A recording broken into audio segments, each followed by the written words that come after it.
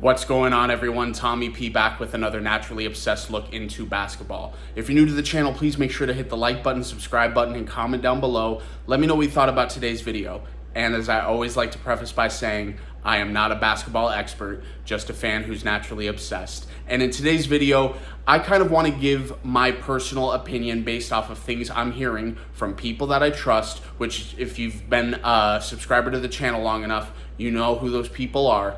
So it's been kind of hard the last week or so getting some information back. My friends have been really busy, and today I was able to get through to them, have a brief conversation. So I kind of touched base with them because I was listening as I was driving around today to Arizona Sports Radio, and they were talking about how right now Toronto is kind of locking in on being aggressive to acquire a center in the offseason. Their main focus, as anyone should be if that's your main focus in the offseason, is to acquire a center, is Rudy Gobert. But given the assets that Toronto is unwilling to part with and versus what they are willing to part with, it may be very hard for them to acquire Rudy Gobert, because the fact of the matter is the Rudy Gobert situation, we think we know based off of rumors and things we think we've seen. And, you know, we put two and two together and we just think either Rudy Gobert wants out, Donovan Mitchell wants him out, or just the Utah Jazz organization as a whole might want to start going in a different direction. But never once has there been a story saying that Rudy Gobert wants out or that the Utah Jazz wants him out. It's all been speculation. So there's lots of it. There's lots of rumors going around, and rumors start somewhere, but we have not heard it one way or another from any reputable source, really, versus the Deandre Ayton situation where we have basically every reputable source that's close to the NBA or close to the situation is reporting that they believe that it's only a matter of time before Deandre Ayton is no longer a Phoenix Sun. So Deandre Ayton, I feel, is a more realistic option for the Toronto Raptors, and he's been a guy that's been linked to the Toronto Raptors off and on throughout the offseason. They haven't been the favorites to acquire him. That's been primarily Detroit, and you have to think now, I personally don't think the Detroit Pistons are completely out of the Deandre Ayton situation, because all these salaries that they've acquired in these kind of odd trades over the last week, they can be moved around in a 3-team deal. And that's been all along where I've thought, and people much smarter than me who understand the numbers much better than I do have been reporting that the way the Phoenix Suns are going to receive maximum value in a sign-and trade is if they get a third team involved. So anything's possible with that, and Deandre Ayton could very well still wind up in Detroit.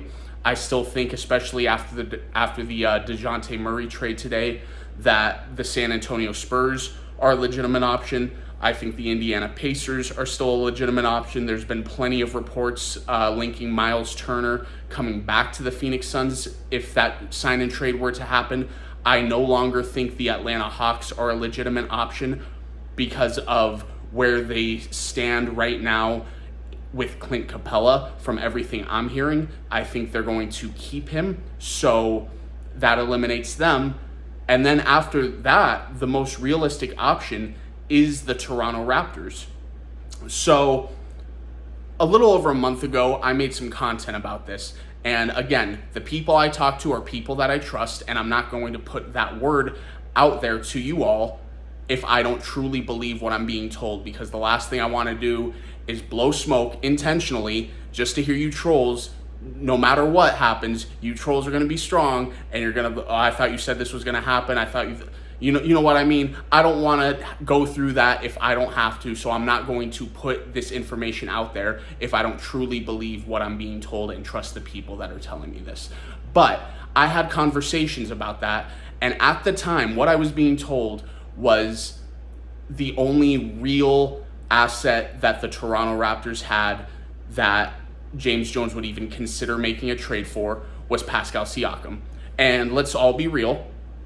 we all knew from day one, we can hope, because Pascal Siakam would be an ideal fit with the Phoenix Suns with that skill set. But there was no real chance. You know what I mean? There's no indication that he wants to leave Toronto, nor should there be. There's no indication that Toronto would want to trade him, nor should there be. So it wasn't really a realistic option. But based off a conversation that I had today, it sounds like James Jones would be open to listening to packages based around OG Anunoby.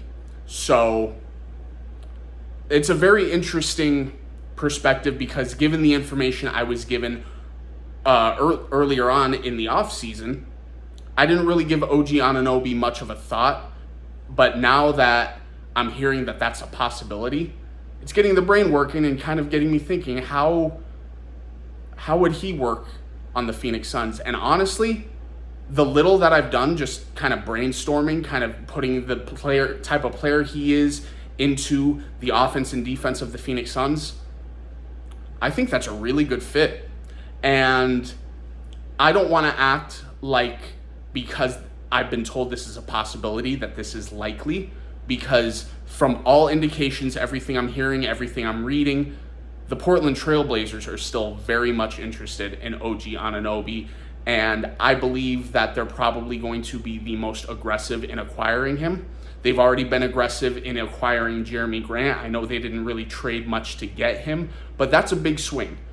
That's a really big swing, and it could be a very high risk, because if Jeremy Grant does not re-sign with them, all you lose is Milwaukee's 2025 first-round draft pick. Not a lot of capital, really, but still, you're betting a lot on the potential success of Jeremy Grant if you're the Portland Trail Blazers. And if you go and get an OG Anunoby, that's an even bigger swing, and you're even more reliant on both of those guys now. So I just kind of want to put that out there, because things are about to get really, really interesting, really, really quick. And with the Phoenix Suns, there's a lot of questions that unfortunately I don't have answers to, and very few people that I know could potentially have answers to these questions. You know, I stand by what I've been saying, and people that are much more in the know than me, such as Flex, such as some local media, they've kind of been Debbie Downers on the whole Kyrie Irving picking up his player. I don't think this changes much of anything, nor do people that are closer to this situation than I. There's still definitely trouble in Brooklyn, and I think anything is possible as far as Kyrie still getting moved before the season begins.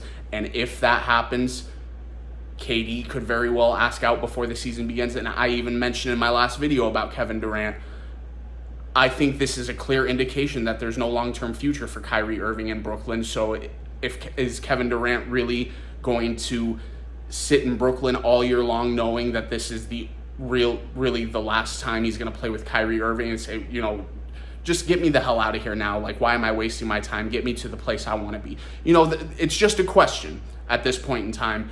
And there's still lots of moves that could potentially be happening, and that I know the Phoenix Suns are doing their due diligence on seeing if they can make something happen. Keeping some reserves on the side, you know what I mean? They're going to be prepared if and when that moment comes for Kevin Durant or any other superstar that they genuinely believe makes this team better and that they have a shot at. They're going to be prepared, but I don't want anyone to think if we sign and trade Deandre Ayton, that was the only way that was going to work. If we get rid of some of our expiring contracts, that's the only way that would.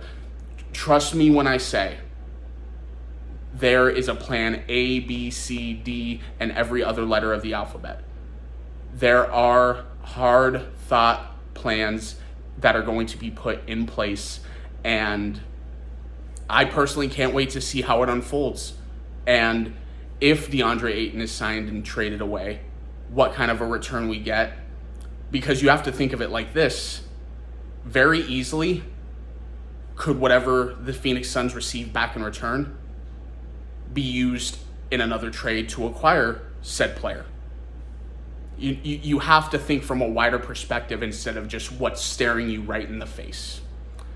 Jay Crowder, the Suns are still being very active in trying to move him. It's not that they don't want him on the team anymore, but like I said, they're looking for upgrades, and the preparation has started for that big bang, if you will. But let me know what you guys think, as we're just days away from one of the biggest moments in Phoenix Suns off seasons in quite some time, outside of the Chris Paul deal, because that was huge and we hadn't seen anything like that in probably over a decade since Steve Nash. So let me know what you guys think. Where are you leaning as far as the Deandre Ayton situation goes? Is your hope lost on this whole Kevin Durant or other superstar? Just let me know. I'm excited, guys. I'm very excited to see what happens, not just for the Phoenix Suns, but for the entire NBA. I mean, look at all these trades that we've already had happen. These opt-out, some guys are going to get paid.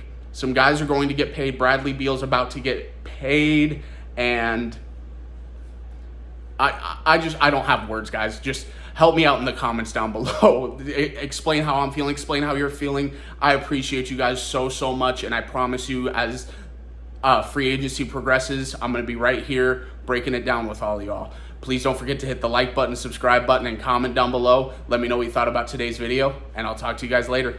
Thanks, guys.